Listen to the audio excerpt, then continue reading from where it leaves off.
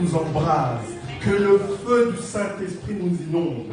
On va demander au Seigneur vraiment de nous inonder, d'inonder vraiment ce lieu, que sa puissance descende dans ce lieu. Père, nous voulons plus de toi, nous voulons plus de ton feu, nous voulons plus de ta parole, nous voulons plus de ta vie. Seigneur, manifeste-toi, Seigneur, manifeste-toi, que le ciel s'ouvre ici, Père, que le ciel s'ouvre ici, que nos cœurs soient disposés à t'accueillir, que nos cœurs soient disposés à te recevoir. Oh Père, nous n'avons pas quitté nos maisons pour un homme, mais nous avons quitté nos maisons pour toi, parce que c'est toi qui nous as sauvés, c'est toi qui nous as retirés des ténèbres, c'est toi, Papa, et nous voulons encore te remercier, et t'adorer, et te dire à quel point nous t'aimons. Oh Père, viens Seigneur, nous t'accueillons dans ce lieu, Papa, nous t'accueillons Seigneur, nous voulons te voir tel que tu es. Ne nous cache pas ta face, ne nous cache pas ton amour, ne nous cache pas ton Saint-Esprit. Oh Père, nous nous attendons à toi ce soir. Prends la place qui t'est due, prends la place qui t'est due, prends la place qui t'est due, Père. Prends la place qui t'est due. Que ton règne vienne dans ce lieu, Papa. Que ton règne soit dans ce lieu, Papa. Tu as dit dans Genèse 1, oh, que la lumière soit. Que la lumière soit, que la lumière soit, scintille dans ce lieu, brille dans ce lieu. Oh Papa, nous voulons voir l'éclat, nous voulons voir ta beauté ce soir. Nous voulons voir ta beauté ce soir. Oh Seigneur, oh Seigneur, oh Seigneur, oh Seigneur, nous voulons te voir tel que tu es. Oh Papa, oh laisse-nous entendre le son de ta voix, laisse-nous entendre les battements de ton cœur. Oh Seigneur, laisse-nous t'aimer encore, laisse-nous te voir encore, laisse-nous passer encore du temps avec toi. Papa, nous t'aimons, nous sommes là pour toi Seigneur. Oh, nous sommes là pour toi Papa. Oh Jésus, nous sommes là que pour toi. Oh, nous sommes là pour toi et rien que pour toi. Et que toute la gloire te revienne encore. Car toi seul mérites la gloire. Jésus-Christ de Nazareth, la star des stars. La star des stars. À Hollywood, il y a des stars. Il y a des étoiles.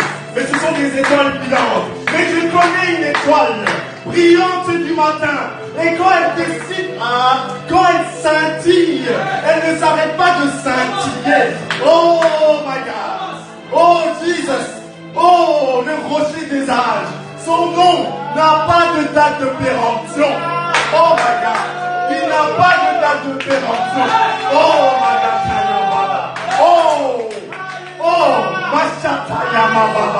Le nom le plus célèbre de l'histoire de l'humanité.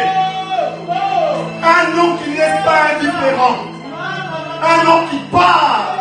Quand tu te retrouves en contact de ce nom, ta vie ne peut pas rester la même. Oh my God. Au contact du nom le plus glorieux. Ah my God. Oh Jésus. Moi qui étais dans les ténèbres, j'ai rencontré quelqu'un. Aïe, my God. Moi qui allais vers l'enfer, j'ai entendu une voix qui m'a parlé. Ah, mon fils. Oh, my God. Oh, Jesus. Mais comment voulez-vous ne pas craquer avec un tel amour? Comment voulez-vous ne pas fléchir vos genoux avec un tel amour? Et comment peux-tu y rester indifférent devant un tel être?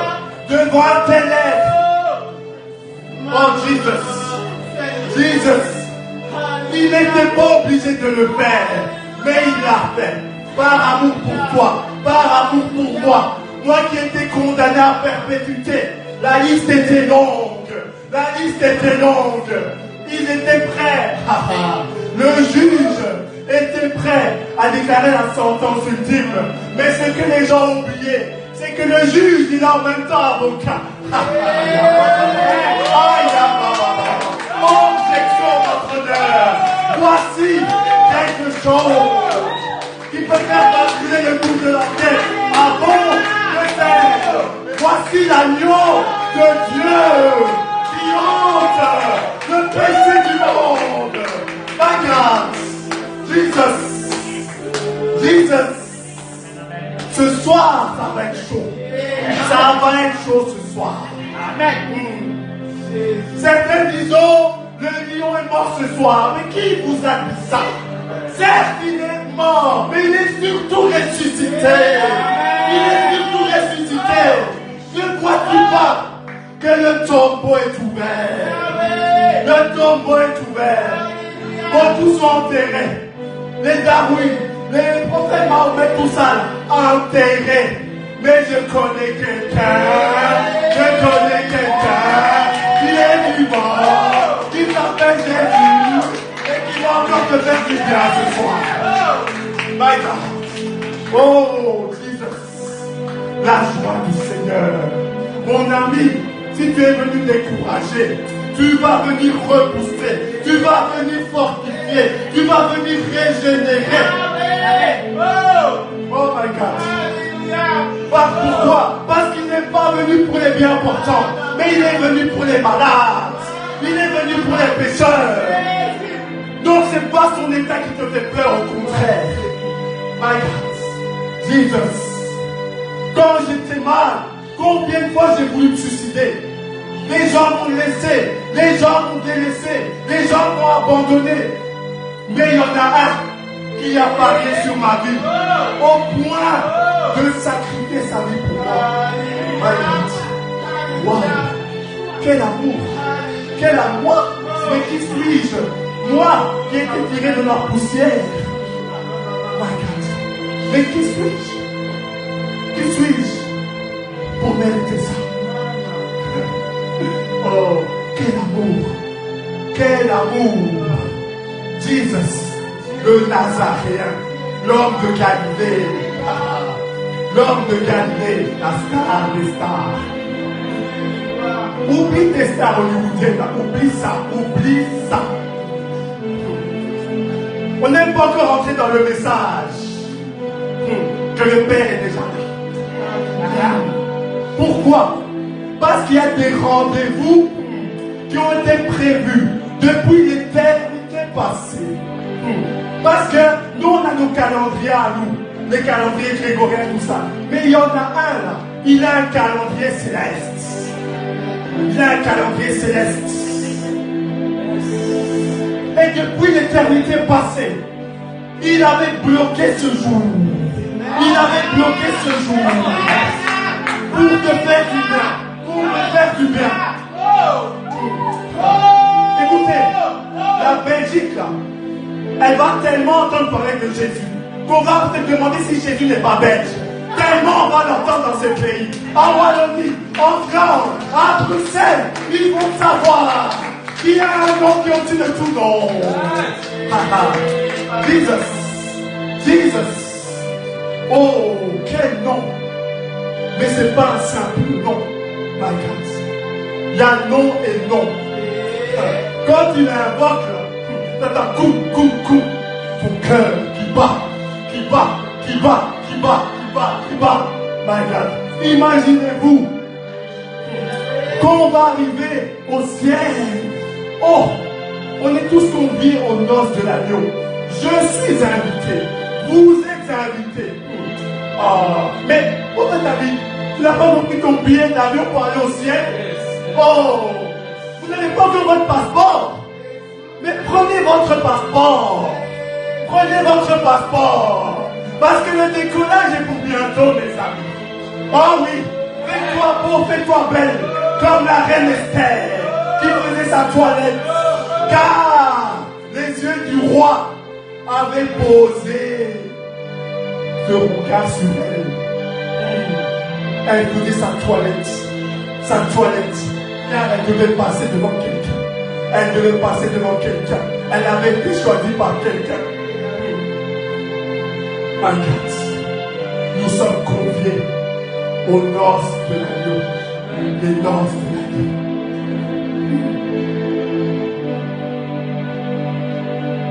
Père, merci pour ta présence. Père, merci. Oh, Jésus, ma raison de vivre, c'est toi. Et devant, je déclare encore cette flamme devant les autres. Car je suis épris de toi. C'est plus fort que moi. C'est plus fort que moi. Parce que quand j'étais perdu, tu as redonné du sens à ma vie. Tu as redonné un chemin. Tu as redonné de l'espoir. Là où c'était mort, tu es venu avec ta vie. Tu es venu avec ta vie. Oh Seigneur. Amen. Est-ce qu'on peut acclamer le Seigneur? Parce que lui seul mérite ta gloire. Jésus. Est-ce que c'est l'élu de ton cœur? Hein? Mais il peut faire battre ton cœur comme lui.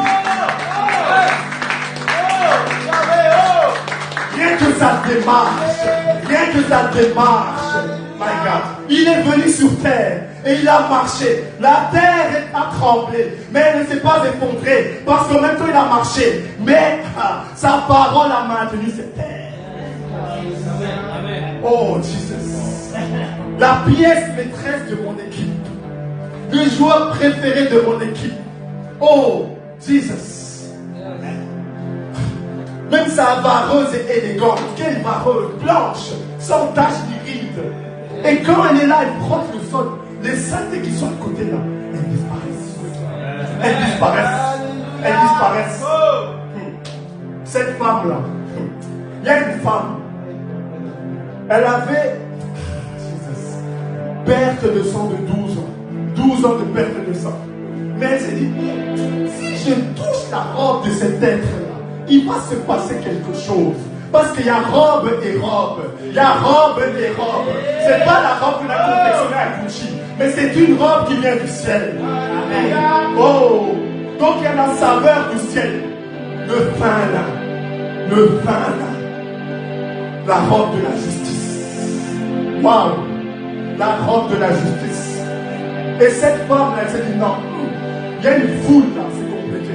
Il y a des disciples là, c'est compliqué. Mais j'ai entendu parler de lui. Et ce sont des violents qui s'emparent du royaume. Elle n'a pas regardé aux disciples. Elle n'a pas regardé à la foule. Elle s'est dit non, là c'est le temps de ma délivrance. Là c'est le temps de ma délivrance.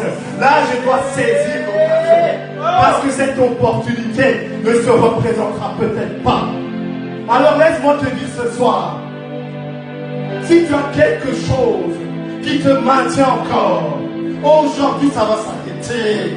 Aujourd'hui ça va s'arrêter. Parce que c'est ton rendez-vous. C'est pas le rendez-vous de quelqu'un d'autre. C'est d'abord ton rendez-vous. Comme disait Congolais, pas face à face avec le Père. Souvenez-vous la semaine passée, on a parlé de toutes sortes de tables. La table que le Seigneur dresse directement. C'est toi, entre toi et lui. Entre toi et lui. Montre-lui tes yeux. Montre-lui ton cœur. Montre-lui. Passe du temps avec lui. Passe du temps avec le Père. Jésus. Pourquoi es-tu venu sur terre? Pour aller travailler de 8h à 17h et puis rouvrir et puis recommencer ça. Ce qu'on appelle la routine. Mais avec Jésus, il n'y a jamais de routine. Il n'y a pas de routine. Ça n'existe pas. Ça n'existe pas. Parce que, en fait, le nom de Jésus a plusieurs caractères. A plusieurs caractères. Ça veut dire que lundi, tu vois Jésus d'une autre manière. Mardi, d'une autre manière. Mercredi, d'une autre manière. Jeudi, d'une autre manière. Vendredi, mais il est spécial dans ce Jésus. Il est spécial. Comment veux-tu t'ennuyer? C'est pas possible. Il a tellement de facettes. Dis-toi que même l'éternité, On ne pourra pas le connaître totalement. Il est tellement vaste. Il est tellement vaste. Il est tellement vaste. Wow. Je ne suis même pas encore rentré dans le message. Mais c'est l'esprit qui conduit. Nous ne sommes pas des chrétiens mécaniques. Nous ne sommes pas des chrétiens mécaniques. D'ailleurs, ici en Europe, on va briser ça en Occident. Les 2 heures de culte là, il faut balayer ça. Au nom de Jésus de Nazareth. Amen, amen. On veut la puissance. On veut la gloire. Ici en Occident, on a trop dormi. C'est l'heure de se réveiller. Réveille-toi de ton sommeil, toi qui dors. Et Christ t'éclairera. Tu demandes aux gens, oui, réveillez-vous, mais toi-même, tu es encore endormi. Toi-même, tu es encore endormi. Toi, réveille-toi d'abord, après, on va réveiller les autres. Oui. Il faut se réveiller, l'Église de Belgique. Nous devons réveiller.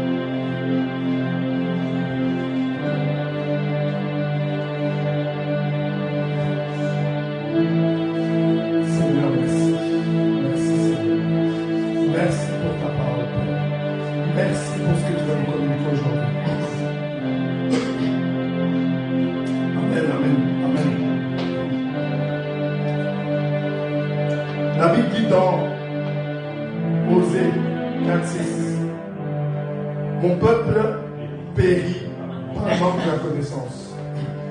Vous savez, souvent, quand nous venons en Christ, nous avons tendance à oublier une chose, je dirais plutôt à ignorer certaines choses. Vous savez, il est important de savoir que quand tu donnes ta vie à Jésus, tu rentres dans une armée. D'ailleurs, je bénis ce nom que tu as reçu, l'armée céleste. L'armée céleste. Ça veut dire que tu rentres dans une armée. Il faut le savoir. Sinon, il y a des combats là, tu vas te dire, mais c'est pas possible. Mais c'est normal que tu es dans une armée. Et quand on parle d'armée, on parle de guerre. On parle de guerre. Vous voyez? C'est important. En tant que chrétien, tu dois savoir. Déjà, quand tu étais sorti du ventre de ta mère, c'était déjà chaud. Maintenant, tu as dit oui à Jésus, c'est encore plus chaud. Parce que là, Satan, tu es son plat préféré. Vous savez quand le Seigneur a maudit Satan, dans Genèse 3 par là, il a maudit Satan, il a dit, tu vas te nourrir de la poussière. Mais quand il parlait de la poussière, il parlait de qui? Il parlait de l'homme. Parce qu'on n'était pas à la base de poussière. Donc là, quand tu vois le menu, là, le tableau, Satan est là avec ses démons, il regarde, il met ton prénom, petit déjeuner, dîner, goûter, souper, même le dessert. À mon avis, non, même s'il ne dort pas. Vous voyez, on est en guerre. On est en guerre. Et beaucoup ne comprennent pas ça. Tu es sauvé, oui. Jésus t'a sauvé, oui. Mais tu dois savoir que tu es en guerre. Que je suis en guerre. En permanence. Parce que si tu n'as pas conscience que tu es en guerre, tu vas baisser ta garde. Tu vas baisser ta garde. Tout le temps. Tu dois avoir conscience que tu es en guerre. L'autre fois, on a parlé des différents types de tables. J'ai fait un parallèle entre les tables que Dieu dresse directement et indirectement et les tables que Satan dresse directement ou indirectement. On a vu le parallèle, on a vu les éléments qui composaient les tables, ces tables. On a vu le vin nouveau, s'opposer au vin de la débauche. On a vu le pain de vie, le pain sans levain qui s'opposait au pain avec le vin. On a vu l'eau, source de vie, qui s'opposait à l'eau de Shikor. Vous vous souvenez? L'eau de Shikor, l'eau qui était affluent au Nil. Oui, affluent au Nil en Égypte. Vous voyez? On a vu ça, le sel de la terre, tout ça. On a vu tout ça. Maintenant que tu es positionné à la bonne table, c'est là que les choses sérieuses commencent encore. La guerre. La guerre.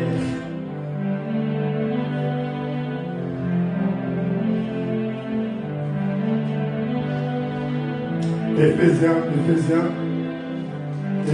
6. Éphésiens 6.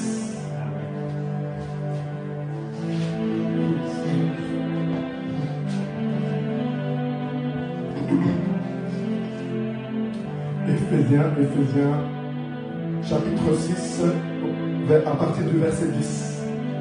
Éphésiens 6, chapitre 6.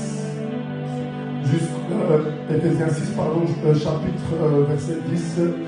Non, verset 10 jusqu'au verset 17. Éphésiens 6, ouais. Verset 10 à 17. Verset 10 à 17.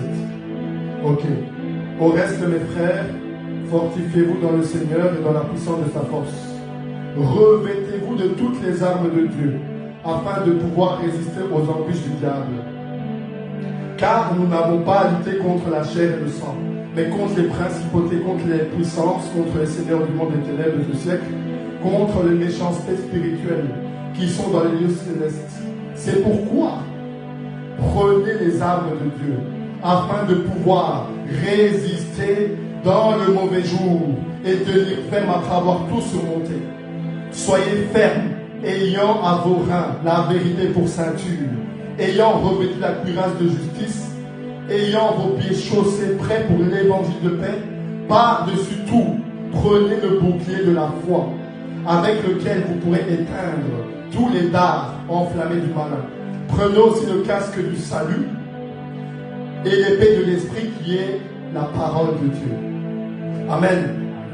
Et ici, c'est l'apôtre Paul qui parle aux Éphésiens. Et il les exhorte à prendre cette armure du chrétien et savoir vraiment tout ce qui compose cette armure du chrétien.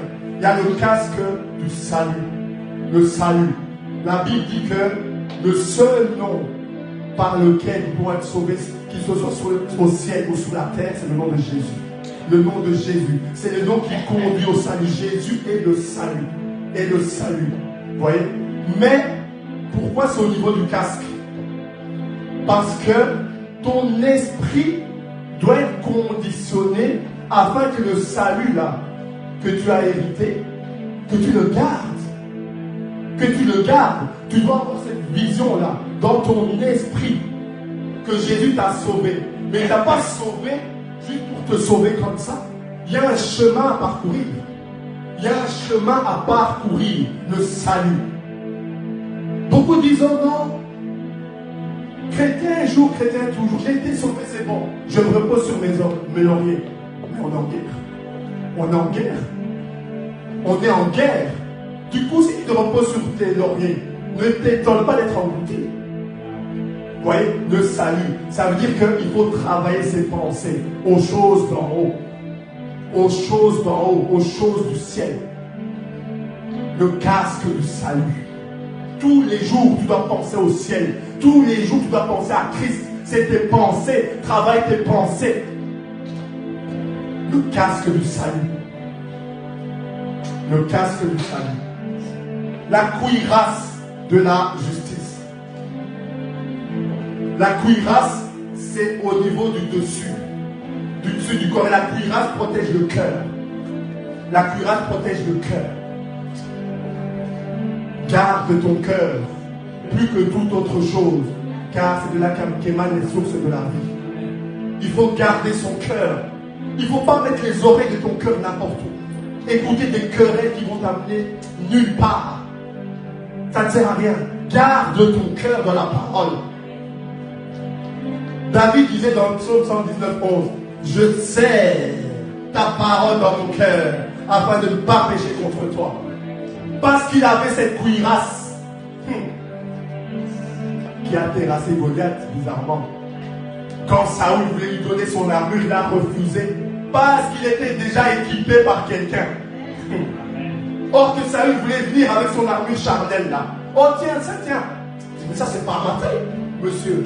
Avec tout le respect que j'ai pour vous, ce n'est pas ma bataille. Il y a déjà quelqu'un qui m'a formé là. Quand j'allais arracher des brebis dans la gueule des lions, on m'avait déjà formé là-bas. Qu'est-ce que tu vas encore me donner toi? En plus de ça, le Seigneur t'a déjà rejeté. Mais je te respecte. Je te respecte. J'ai déjà l'armure spirituelle. Pourquoi veux-tu me donner l'armure charnelle? Il a dit à Goliath, moi, je marche.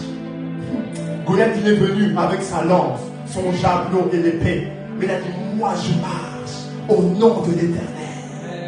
Parce qu'il portait la cuirasse. Il portait la cuirasse. Et que son cœur était dans la parole. Waouh! Vous voyez? La cuirasse de la justice. La ceinture de la vérité. La ceinture de la vérité. Il faut être authentique. On en avait parlé la semaine passée. Il faut être authentique. Les petits fraudes à gauche, à droite, il faut arrêter. Il faut être authentique. Jésus n'aime pas la falsification. Sois vrai avec le Seigneur. Si tu es un pied là, un pied, il va te vomir. Il a dit ça à l'église d'Éphèse dans Apocalypse 2. Il faut se positionner. Tu veux être à quelle table? À la table que le Seigneur dresse ou à la table que Satan dresse? Et quand tu es entre deux, tu es semblable à la personne qui est à la table de Satan. C'est la même chose. C'est la même chose. La ceinture de la vérité. La vérité est une assurance. Quand tu es dans la vérité, tu es tranquille. Tu dors sous tes deux oreilles calmes. Quoi qu'il arrive, tu es dans la vérité. Quoi qu'il arrive, tu es en règle. Mais quand tu es dans la fausseté, tu trembles. Tu trembles. Tu trembles. Surtout ceux qui font des magouilles là, avec l'argent, tout ça là. Ils tremblent. La police, est-ce qu'elle va venir? Mais quand tu es dans la vérité, tu es calme. Tu es posé. Tu es dans le repos. Le repos. Je te conduis vers de mers pâturages. Vers des eaux paisibles. La ceinture de la vérité. La ceinture, c'est quelque chose qui te tient. Ça te tient. La ceinture. Les chaussures qui donnent le zèle pour proclamer l'évangile de paix. Les chaussures. Mon ami, porte les bonnes chaussures. Porte les chaussures de l'évangile. Amène la paix partout où tu passes. S'il y avait des conflits, sois celui qui amène la paix. S'il y avait du désordre, sois celui qui amène l'ordre. Amen. Alléluia. Il est temps que les choses bougent. Sois comme un pionnier. Là où les gens voient la mort, toi, vas-y avec la vie. Vas-y avec la vie. Les chaussures. Les chaussures qui donnent le zèle pour proclamer l'évangile de paix. Le bouclier de la foi. La Bible dit dans Romains 10, 17. Oh, la foi. La foi vient de ce qu'on entend, et ce que l'on entend vient de la parole de Dieu. Donc quand on parle de bouclier de la foi, c'est pour te protéger. Pour te protéger de quoi? Des dards, des flèches de Satan. Mais si tu mets déjà tes oreilles à gauche, à droite, si tu mets déjà tes pieds n'importe où, comment veux-tu te protéger convenablement? Tu t'exposes, tu baisses ta garde. Et vous savez, le bouclier, c'est Paul qui parle aux Romains. Mais quand vous regardez le bouclier, c'est pas un bouclier comme ça. C'est un bouclier qui va jusqu'au sol. Ça protège tout. C'est pas un simple bouclier comme ça. C'est un bouclier qui protège tout, qui va de bas en haut. Un bouclier solide. Solide. Le bouclier de la foi. Tu mets plus la foi dans les paroles de ta mère que dans l'évangile. Et ta maman passe son temps à te dénigrer. Et toi tu dis oui. Mais Jésus dit autre chose. Jésus dit autre chose. Sa parole dit autre chose. Oh non, je suis moche. Oh non, je n'y arriverai pas. Mais qui t'a dit ça? Qui t'a appris ça? Tu es en train de vivre dans un mensonge toi-même et tu t'enfonces comme dans du sable mouvant. C'est pour ça que Paul, il disait aux mêmes Romains, laissez-vous transformer par le renouvellement de l'intelligence, afin que vous sachiez ce qui est agréable, bon et parfait. Alors ne laisse personne ne te minimiser, or que Jésus ne te minimise pas. Aujourd'hui, là, prends conscience de qui tu es en Christ. Prends conscience qu'il y a quelqu'un qui ne te minimise pas, parce qu'il prend les choses viles et les confond avec les sages. C'est pas ton bac plus 30 qui dit que tu es quelqu'un. Mais c'est ce que Jésus dit sur toi. Oh non, j'y arriverai pas. Jésus dit tu vas y arriver. Oh non, c'est compliqué. Même si c'est compliqué, qu'est-ce qu'il y a de difficile pour Yahweh? Parce que dans son champ lexical, dans son vocabulaire, le mot impossible n'existe pas. C'est pour ça qu'il a dit ce qui est impossible aux hommes. Parce que ça, c'est votre langage à vous. Mais moi, je viens du ciel. Ce qui est impossible aux hommes est possible à Dieu. Parce que dans son atmosphère, rien n'est impossible. Rien. Rien n'est impossible. Rien. Vous ne vous souvenez pas ici, là, ma jambe a poussé parce qu'il y avait l'atmosphère. L'atmosphère céleste. L'atmosphère céleste. Mais le crois-tu? Ou crois-tu les paroles des hommes? Vous voyez, le bouclier de la foi. Le bouclier de la foi. L'épée de l'esprit, la parole. La parole. Jacques dit, soumettez-vous à Dieu, résistez au diable, et il s'enfuira loin de vous. Mais comment résister au diable? Comment faire? On va décortiquer ça. Exode 17. Merci Seigneur. Exode 17.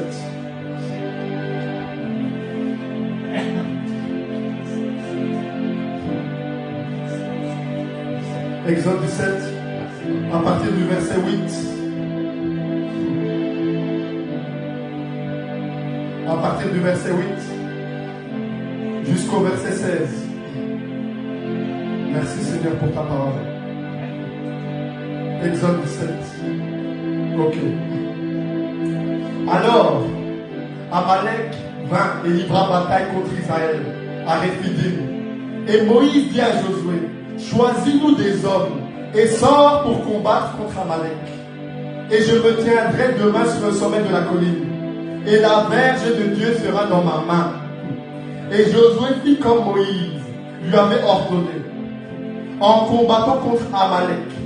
Mais Moïse, Aaron et Hur montèrent au sommet de la colline. Et il arrivait que lorsque Moïse élevait sa main, Israël était alors le plus fort. Mais quand il reposait sa main, alors Amalek était le plus fort. Verset 12. Et les mains de Moïse étaient devenues pesantes. Il prit une pierre et la mit sous lui. Et il s'assit dessus. Aaron et Hur soutenaient ses mains, l'un d'un côté et l'autre de l'autre côté. Ainsi, ses mains furent fermes jusqu'au soleil couchant. On va s'arrêter là pour le moment. Ici, c'est Israël qui était en guerre contre Amalek.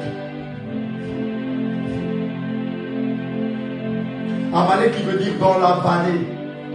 Dans la vallée, dans le trou, dans la vallée, tout ce qui est bas. Dans la vallée. Et la vallée, c'est le contraire de la montagne. C'est le contraire de la montagne. C'est le contraire de la colline. Vous allez comprendre pourquoi je vous dis ça. Ici, quand vous voyez, au verset 10, La Bible dit Josué fit comme Moïse lui avait ordonné en combattant contre. Attendez, verset 9 d'abord. Et Moïse dit à Josué, choisis-nous des hommes et sors pour combattre Amalek, et je me tiendrai sur le sommet de la colline. Et la verge de Dieu sera dans ma main. On passe au verset 12. Et les mains de Moïse étaient devenues pesantes. Il prit une pierre et la mit sous lui. Et en fait, ici, Moïse est une image de Jésus. C'est la préfiguration du sacrifice de la croix. C'est pour ça qu'il était sur une colline. Et pour votre information, le mont Golgotha était une colline. Était une colline.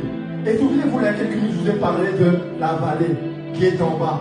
Et en fait, aujourd'hui, c'est quoi le thème? C'est l'armée céleste. Jésus est ma bannière, Jésus est mon drapeau. Amen. C'est pour ça que je vous ai dit que quand tu viens en Christ, tu dois avoir conscience que tu es en guerre. Et là, dans ce cas de figure, Israël était en guerre contre Amalek, qui représente le péché, qui représente les démons, qui représente le royaume des ténèbres. Et ici, c'est toute une révélation pour savoir comment se battre dans le monde spirituel. Et Moïse, il avait les mains levées. C'est un signe d'autorité. C'est un signe d'autorité. Et il a donné ses consignes à Josué. Tout comme quand Christ est mort à la croix, il ne s'est pas contenté de nous donner son sang afin qu'on ait accès au ciel. Mais il nous a aussi donné des enseignements pour pouvoir résister au diable. Et vous allez remarquer que Moïse était accompagné par deux personnes sur la montagne. Aaron et Hur, c'est pas pour rien. Amen. C'est pas pour rien. Amen. Déjà, Moïse veut dire quoi? Tirer des eaux. Tirer des eaux. Pourquoi je vous ai dit que c'est une image du Seigneur? Parce que les eaux représentent aussi le monde. Et ici, c'est Moïse qui est sur la montagne. Donc ça veut dire qu'il a tiré Israël des eaux. Il a tiré les hommes du péché, de la mort, de l'emprise de Satan. La guerre spirituelle. Moïse représente le Seigneur. Et vous allez voir qu'il y avait qui avec lui? Aaron et Hur. Et Moïse avait donné des consignes aussi à Josué. On va voir ce que veut dire Aaron.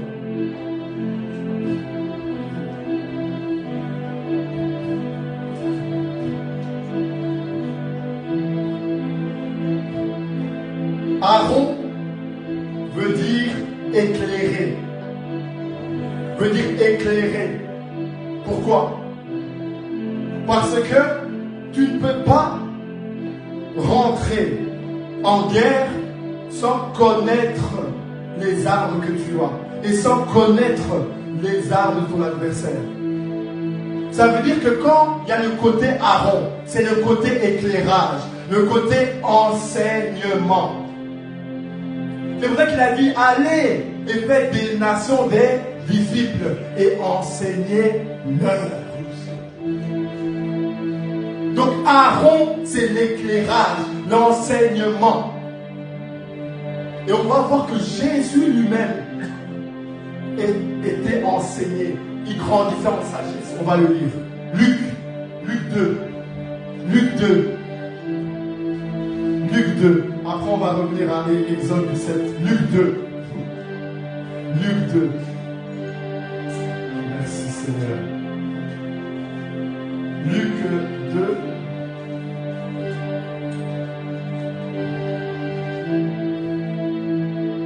Luc 2, 46.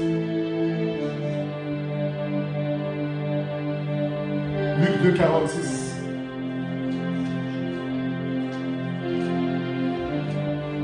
Or, il arriva que 3 jours après, ils le trouvèrent dans le temple, assis au milieu des docteurs et les écoutant et les interrogeant.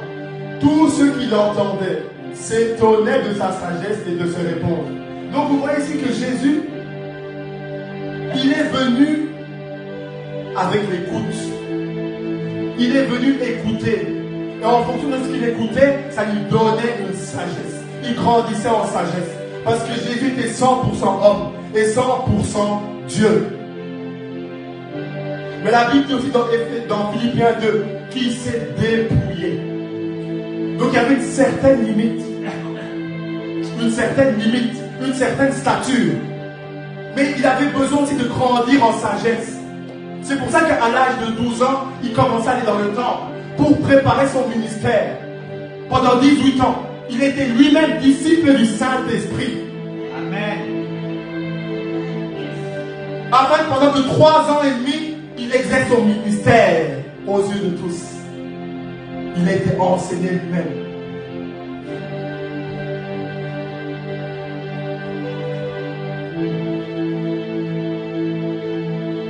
Verset 52. Et Jésus croissait en sagesse, en stature et en grâce auprès de Dieu et devant les hommes.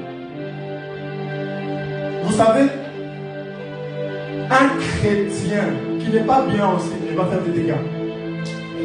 Tu peux avoir une onction terrible, mais si tu n'as pas l'enseignement, si tu n'as pas Aaron, si tu n'as pas l'éclairage, c'est dangereux. C'est ça, amen. L'un ne va pas sans l'autre. L'un ne va pas sans l'autre. Il faut Aaron, l'éclairage. L'éclairage au niveau de la parole, l'éclairage au niveau des pensées, comment avancer, comment fonctionner, comment pas faire d'erreur, comment rester sur le chemin du salut. L'éclairage, Aaron. Aaron, l'éclairage. C'est pour ça que David disait, je sers ta parole. Parce que dans ta parole, là, il y a l'enseignement. L'enseignement qui va me garder sur le chemin de la vie. Aaron, éclairage. Il y a Aaron, l'éclairage. Et quand vous regardez comment Jésus a résisté au diable dans Matthieu 4, le diable venait avec la parole. Jésus lui répondait, il est écrit l'enseignement, la connaissance. Toi qui es là, chrétien, tu ne veux pas de connaissance, tu ne veux pas grandir dans la connaissance. Il y a un problème. Il y a un problème. Tu ne veux pas grandir dans la connaissance, dans la sagesse. Il y a un problème. C'est comme ça que tu vas stagner. Tu vas même retourner dans le monde et jamais revenir. Il faut se réveiller, chrétien. Laisse-toi renouveler. Il faut grandir en sagesse.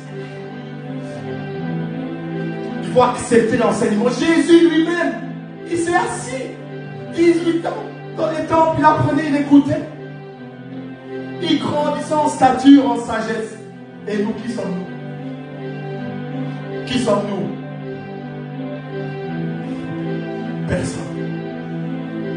On a besoin de beaucoup d'humilité. Beaucoup d'humilité. Parce que personne n'a la science infuse. Personne. Beaucoup d'humilité. Il faut grandir dans l'enseignement. Grandir dans la sagesse. Vous savez, il y a certains échecs que nous avons. Pourquoi? Parce que nous avons entendu des enseignements. Et quand tu entends un enseignement, sache que peu de temps après, il y a une épreuve qui va arriver pour voir si tu as bien retenu l'enseignement. Et beaucoup, ils écoutent des enseignements, ils ne retiennent pas. Et quelques temps après, ils se retrouvent dans une épreuve et ils pleurnichent. Or que tu as déjà la solution parce que tu as eu l'enseignement au préalable.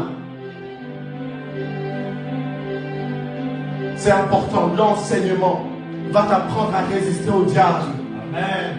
Il est écrit ça, le diable vient. Oh non, tu n'es pas. Non, Jésus a dit je suis. Oh non, non, non, non, Jésus, c'est comme ça. C'est comme ça que tu vas lui résister. C'est comme parce que lui, il va venir avec la parole, il va venir avec des choses. Mais toi, tu dois savoir comment tu répondre. Et ça va éviter que les pasteurs, les prophètes aient beaucoup de travail. Amen. Ça va les alléger. Amen. Ça va éviter que tu appelles les gens tous les jours à 4 h du matin. Oh, il y a un esprit, il y a ci, il y a ça. Merci là-bas. Amen. Mais oui. Après, c'est pour ça que les pasteurs deviennent dépressifs. Amen. Parce que tous les jours, il y a 50 50 âmes qui appellent. Et t'as donné même des mots de tête après. C'est ça. Vous voyez? Parce qu'on doit savoir qui nous sommes. On doit connaître notre identité. On doit connaître nos forces. On doit savoir ce que le Seigneur nous a mis à disposition pour en venir à la fin de Satan. Pour que Satan perde sa force. En fait, Satan n'a pas réellement de force. C'est ce qu'on lui donne qui lui donne de la force. Si tu ne sais pas qui tu es, tu lui donnes de la force. Si tu manques de connaissances, tu lui donnes de la force. Si tu n'es pas bien enseigné, tu lui donnes de la force. Revois Aaron, revois l'éclairage, revois l'enseignement. Aaron, l'éclairage. Il faut grandir en sagesse. Il faut grandir dans la parole. Il faut grandir dans les écrits. Ça va te garder.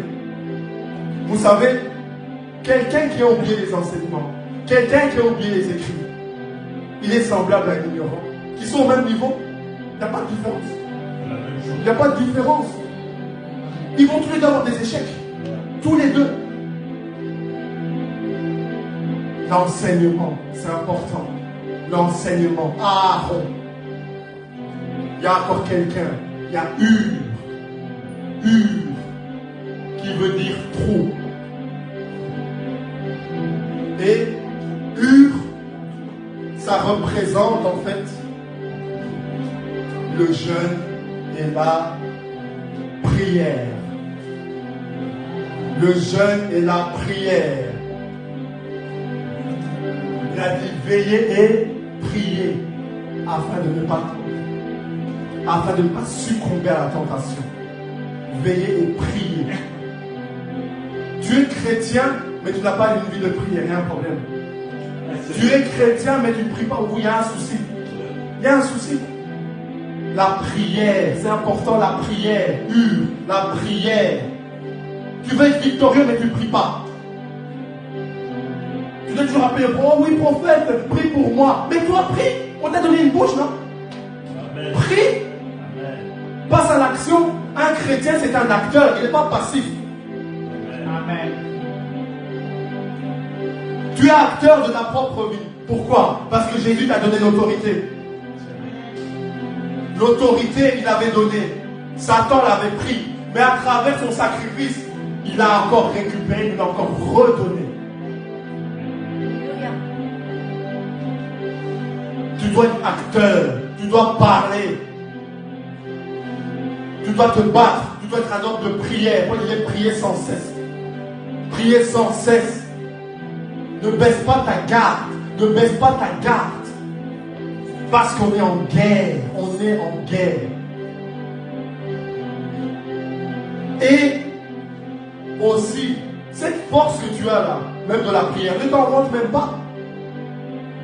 Parce que si tu résistes, c'est juste que tu mets en application les techniques de combat que Jésus lui-même t'a données. Alors tu vas te vanter de quoi? Tu vas te vanter de quoi? Moïse, il était là avec les mains levées. Il a donné des consignes à Josué. C'est comme ça que Josué consort ont réussi à terrasser Amalek, qui est le péché. Et l'auteur aux Hébreux nous dit qu'on n'a pas encore combattu contre le péché jusqu'au sang. Vous imaginez? Quelle phrase! Quelle phrase! Donc le combat là, du péché, c'est sérieux. C'est vraiment sérieux. Avant de voir les démons, là, oh, les démons. Ça commence d'abord par le péché. Ça commence d'abord par le péché. Déjà, on voit des démons partout. D'abord le péché, le péché. Le péché. Parce que si tu es dans le péché, tu vas donner accès à un démon. Mais si tu n'es pas dans le péché, le démon ne va pas avoir accès. Amalek ne va pas avoir accès. Amalek ne va pas avoir accès. Mais Amalek a accès parce que tu lui as donné accès. Satan, c'est comme un huissier. Il vient chercher ce qui lui appartient. Il vient chercher ce qui lui appartient. Vous voyez? Et c'est Moïse qui a les bras levés. C'est-à-dire, c'est que le sacrifice de la croix, là, sur lequel il faut se reposer, qui nous donne de la force. Et quand tu es dans une guerre, tu dois voir plus loin. Tu dois savoir pourquoi tu es en guerre. Pourquoi as-tu donné ta vie en Christ? Pourquoi? Pourquoi? Parce que quand tu es en guerre, sache que tu vas souffrir. Mais ta souffrance là, il y a une joie qui est réservée. Tu dois le savoir. Si tu n'as pas conscience de pourquoi tu souffres, tu vas lâcher l'affaire. Si tu ne regardes pas à l'objectif, tu vas lâcher l'affaire. Tu vas lâcher l'affaire. Tu vas lâcher l'affaire. Tu vas lâcher l'affaire. C'est pas ton onction qui va t'amener au ciel. C'est pas ça. Tu peux avoir la plus grande onction. C'est pas ça qui va t'amener au ciel. Si tu te détournes de l'enseignement, si tu te détournes de la prière du jeûne là, tu vas dévier à un moment donné, que tu ne veuilles ou pas. Que tu ne veuilles ou pas. Comme Paul disait aux Galates, mais comment est-il possible que des personnes qui ont commencé dans l'esprit terminent dans la chair? Parce qu'ils n'ont pas veillé. Ils n'ont pas veillé. Ils n'ont pas veillé à l'enseignement. Paul a dit à Timothée de garder ses enseignements et d'enseigner ces personnes à des personnes fidèles. Il faut serrer la parole dans ton cœur. Il faut serrer la parole dans ton cœur. Vous voyez? L'enseignement, Aaron, l'éclairage. Et osez dire, mon peuple périt par manque de connaissance. En d'autres termes, par manque d'éclairage. Tu sais, il y a des choses qui te font peur. Tu sais pourquoi elles te font peur? Parce que tu n'as pas la connaissance de ces choses. Pourquoi l'homme il a peur de la mort? Parce qu'il ne sait pas ce qu'il y a après. Mais nous, on sait. On sait. N'est-ce pas merveilleux? N'est-ce pas magnifique? Mais quelle assurance! Il a vaincu l'ennemi le plus dangereux, la mort. Waouh! Il est descendu dans les profondeurs de la terre. Il a regardé à l'est comme ça. Donne-moi les clés. Je suis la vie. Donne-moi les clés. Je suis la vie. Waouh! Nous pouvons lui faire confiance. Ne fais pas confiance à tes propres forces. Ne fais pas confiance à tes dons. Fais confiance à Moïse qui a les mains levées. En d'autres termes, Jésus qui est mort pour toi à la colline Mont Golgotha. Là où t'es braqué tous les projecteurs. Satan dansait, festoyait. Oh, il est mort, votre sauveur là. Il était là avec les démons. Il criait déjà victoire. Il criait déjà victoire. Mais laisse-moi te dire que Satan est tombé dans le panneau. Parce que Jésus, il a toujours plus d'un tour dans son sac. Oh, il a toujours plus d'un tour dans son sac. Et ils étaient là, ils festoyaient. Oh non, il est mort, il est crucifié, tout ça. Même les Juifs ne comprenaient pas. Ah, mais Batman, tout ça, là, c'est des super-héros, mais il meurt. Mais comment ça se fait que lui, il est là, il est censé nous sauver, et il va mourir sur une croix? C'est un peu bizarre. C'est un peu bizarre. Mais les pensées de l'homme ne sont pas les pensées du Seigneur. Ne sont pas les pensées du Seigneur. Eux, ils se disaient, il est crucifié, il est blessé, c'est fini. Mais laisse-moi te dire, il y a blessure et blessure. Un animal blessé est un animal dangereux. Mais qui a de plus dangereux que Jésus-Christ? Qui a de plus dangereux que notre Seigneur? Oh, Jesus. Il y a des blessures là qui conduisent des personnes à la vie éternelle. Des blessures. Il y a des blessures utiles et il y a des blessures inutiles. La blessure de Jésus à la croix est une blessure utile. Parce qu'elle nous a conduits sur le chemin de la vie éternelle.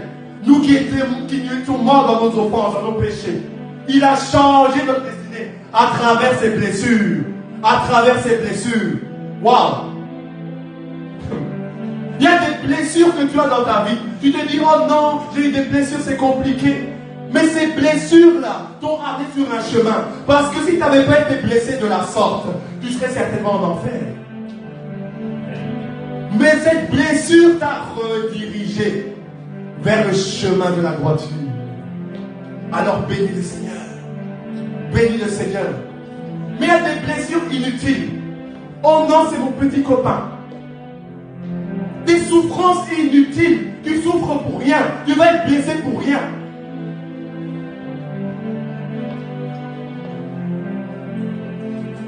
Vous voyez? Des blessures inutiles qui vont te détruire, qui vont t'amener loin du Seigneur. Des blessures inutiles. Des blessures inutiles. Des blessures qui ne te poussent pas à te remettre en question. C'est toujours la faute des autres. C'est toujours les autres, mais toi. Mais toi. Des blessures inutiles.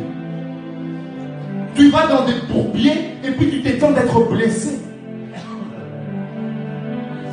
Tu vas à une rivière morte où les poissons sont morts. Et tu t'étends de récolter la mort.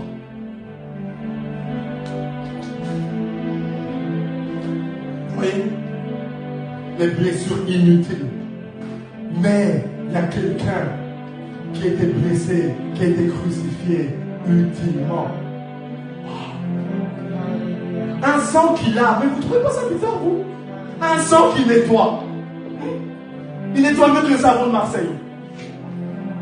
Un sang qui lave. Un sang qui purifie. Waouh. Un sang propre. Un sang dans lequel il y a la vie. La vie. Son sang a coulé. Pour moi. Pour toi. Le sang de Jésus. Waouh. Il n'était pas obligé de le faire. Mais par amour pour toi. Pour moi, il l'a fait. Waouh. Jésus. Les blessures utiles. La blessure utile. Les blessures que tu as parce que tu persévères sont des blessures utiles. Toi qui as refusé la compromission, qui as refusé beaucoup de choses, laisse-moi te dire que tu ne souffres pas en vain. Tu ne souffres pas en vain. Continue sur le chemin de la droiture. Même si les autres veulent descendre du train, qui même toi ne descends pas, je t'en supplie, ne descends pas. Car on va bientôt arriver au terminus. On va bientôt arriver au terminus. Le décollage, c'est pour bientôt. Prends ton passeport. Prends ton passeport. Fais-toi beau, belle pour le ciel. Il y a une robe, hein, le fin lin. Le fin lin, la robe de la justice. Elle est douce cette robe. Waouh, quelle matière. Waouh. Le fin lin. Tu es convié. Je suis convié aux noces de l'agneau. Prépare-toi à ce grand rendez-vous. Apprête-toi pour ce grand rendez-vous. Sois prêt pour ce grand rendez-vous. Mais sache d'abord que tu es en guerre. Parce que Satan ne va pas te lâcher. C'est sa nourriture préférée. C'est la nourriture préférée du serpent. Parce que le serpent se nourrit de la poussière. Et nous sommes faits à base de poussière. Parce que le Seigneur, pour nous créer, il a pris la poussière et il a soufflé dans ses âmes. Et là, l'être humain devint une âme vivante. Vivante. Wow. Vous voyez, c'est important. Prépare-toi. Tu es un guerrier, une guerrière. Personne ne te l'a dit. Tu es un guerrier, une guerrière. Arrête de laisser ce lion qui est en toi endormi là. Il faut le réveiller avec la parole. Tu as des attributs en toi qu'on n'a même pas conscience. Waouh. Jésus. Jésus. Jésus. Le Seigneur nous a donné des directives, des techniques de combat pour aller sur le terrain. Pour aller sur le terrain. Là, c'est l'escarmouche, comme on dit, dans le langage de la guerre. L'escarmouche, l'entraînement. On n'a pas encore vécu de vraies souffrances. Hein. On n'a pas encore vécu de vraies persécutions. Vous pensez que les petits trucs là entre chrétiens dans les assemblées, c'est ça la persécution? Allez demander à ceux qui vivent dans des pays comme l'Afghanistan, là, qui sont chrétiens, qui vont prier dans des caves. On n'a pas encore vécu ça. Et un petit bobo, oh non, il me manque un petit 100 € pour ce truc. Tu pleures déjà parce qu'il manque un petit 100 €. Mais l'autre là, il pleure parce qu'il doit prier, il doit se cacher dans la cave. Parce que si on l'attrape, on va lui couper la tête. Il faut revoir nos priorités, nos mentalités. Parfois, on est capricieux, chrétiens, capricieux. Ah non, moi je ne vais pas manger ça. Ah non, moi je ne vais pas boire ça. En Afrique, ils n'ont même pas la moitié de ce que tu as là. On est capricieux. Capricieux. Il faut vraiment changer nos mentalités. Changer nos mentalités. Vous savez, l'église de Belgique doit revenir à son premier amour. L'église de Belgique doit revenir à son premier amour. Beaucoup ont bien commencé, mais sont en train de dévier. Et le Seigneur n'est pas content. Le Seigneur est attristé. L'église de Belgique, là, doit revenir à son premier amour. Il faut revenir à la droiture et à la sainteté. On prend trop Jésus pour notre pote. Il faut revenir à la sainteté. C'est très important. Le premier amour, revenir à son premier amour. Son premier amour. Souviens-toi quand tu priais, quand tu venais te convertir, tu voulais seulement passer du temps avec Jésus. Avec Jésus, tu ne pouvais pas t'empêcher de méditer la parole, de prier, être avec des frères et sœurs, aller évangéliser. Mais ce feu-là, comment ça se fait que ça a diminué? Comment ça se fait que ça a diminué? Comment se fait-il? C'est tes combats? C'est tes problèmes? Qu'est-ce qui te distrait? Qu'est-ce qui t'empêche d'aller plus loin avec le Seigneur? Qu'est-ce qui t'empêche d'aller jusqu'à Canaan? Qu'est-ce qui t'empêche? Quel est le Amalek de ta vie? Quel est le Amalek de ta vie? Waouh! Quel est le Amalek de ta vie? Amalek, le combat contre le péché, c'est toute une vie. C'est toute une vie. Tu sais, par manque de connaissances, tu vas commencer à envoyer le feu de minuit à 6 heures du matin. Tu es semblable à une personne qui a un arc à flèche. Il y a une cible là. Tu vises là-bas. Tu vises là-bas. Le feu. En fait, parfois, c'est la conséquence de la peur, on n'ose pas se le dire. Le feu. Toi, c'est juste le feu. Oh non, le feu. Oh non, le feu. Mais j'ai dit, je ne vais pas lui envoyer le feu. Il est écrit. Le feu. Toi, c'est toutes les 5 minutes le feu. Même quand il n'y a rien, le feu. Prie efficacement. Arrête de viser n'importe où. À partir d'aujourd'hui, là. Arrête de viser n'importe où. Prie de manière ciblée. On ne prie pas à cause de la peur ou des démons. On prie parce que Jésus nous a sauvés. Et c'est une déclaration d'amour à chaque fois qu'on prie. Parce qu'on est en communication, en relation, en intimité avec lui. Après, si les démons veulent nous appeler, ça c'est leur truc. Mais moi, je suis là pour manger la nourriture de mon papa. Oh. Je pense que tu peux passer tellement de temps à chasser des démons que tu oublies même de dire à Jésus que tu l'aimes. Tu oublies même de dire à Jésus qu'il a sauvé ta famille. Tu oublies ça. Qu'il t'a accordé le souffle de vie. Pendant que beaucoup ne sont plus là. Parce que tu passes ton temps à chasser des démons. Combat spirituel. Matin, midi, soir. Combat spirituel. Comme si Jésus t'a sauvé pour le combat spirituel. Laisse-moi te dire qu'au ciel, il n'y aura pas de combat spirituel. Il n'y aura ni pleurs, ni mort, ni deuil. Et ça sera pour l'éternité. Pour l'éternité. Change ta manière d'affronter Satan. Change ta manière de prier. Change ta manière de jeûner. Change ta manière de manger la parole. Change ça. Passe à un autre stade. Passe à un autre étage. Passe à un autre niveau. Ne reste pas à ce que tu connais là. Va plus loin. Va plus en profondeur. Va dans le trou. Les profondeurs. L'intimité. l'intimité. Et surtout, fais comme Josué. Écoute les consignes de Moïse, c'est-à-dire de Jésus. Jésus. Base-toi sur Jésus, sur la force que te donne Jésus. Et le nom de Jésus n'est pas un simple mot. Mais, si tu ne respectes pas les techniques de combat, l'enseignement du Seigneur, ça va rester qu'un mot. Tu vas dire Jésus, Jésus, les démons ne vont pas bouger. Tu vas dire Jésus, Jésus, la maladie ne va pas bouger. Parce que dans ta vie, c'est qu'un mot. C'est qu'un mot. Quelqu'un qui vit dans le péché, mais qui envoie le feu, les démons rigolent. Les démons rigolent. C'est un plaisantin dans le monde spirituel. Parce qu'il y a une ouverture. Les démons rigolent. Ils rigolent. Ils vont te calmer avec l'autre là.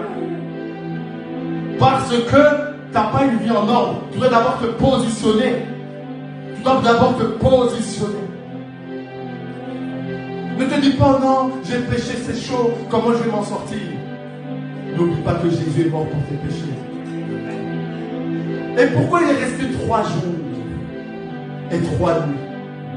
Premier jour, première nuit le passé. Deuxième jour, deuxième nuit le présent. Troisième jour, troisième nuit le futur. Alors ne reste pas assis dans ton péché. Ne reste pas, ne te laisse pas faire par Amalek. Ne te laisse pas faire par Amalek. Tu as les armes qu'il faut pour vaincre Amalek. Tu as tout ce qu'il faut pour écraser Amalek. Mais à toi de les saisir. À toi de les saisir.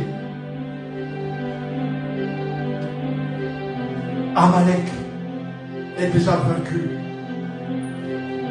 Vous aurez à souffrir dans le monde, mais n'ayez crainte. J'ai vaincu le monde. Et celui qui a vaincu le monde, toi qui as accepté Jésus, toi qui as dit oui à Jésus, il est en toi. Il est en toi. Il est en toi. La Bible dit que ceux qui sont nés de Dieu sont victorieux. Victorieux du monde. Waouh. Seigneur. Seigneur est bon. Le Seigneur est bon. On va te demander vraiment, Seigneur, de nous équiper, de nous armer pour le combat. Parce que c'est pas facile. La vie chrétienne n'est pas facile. Mais on a toutes les armes pour arriver au bout de Satan. On a toutes les armes pour arriver au bout de l'ennemi. On a toutes les armes. Il nous a donné toutes les armes qu'il faut vraiment pour écraser Amalek. Pour écraser Amalek. Écraser Amalek. Amalek est même déjà écrasé. La victoire est déjà faite.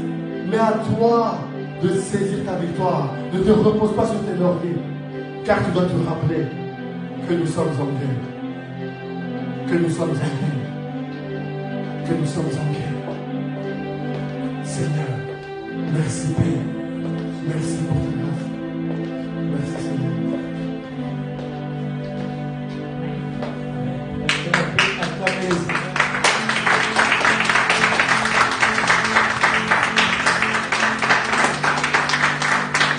Est-ce que vous pouvez encore acclamer les Seigneurs?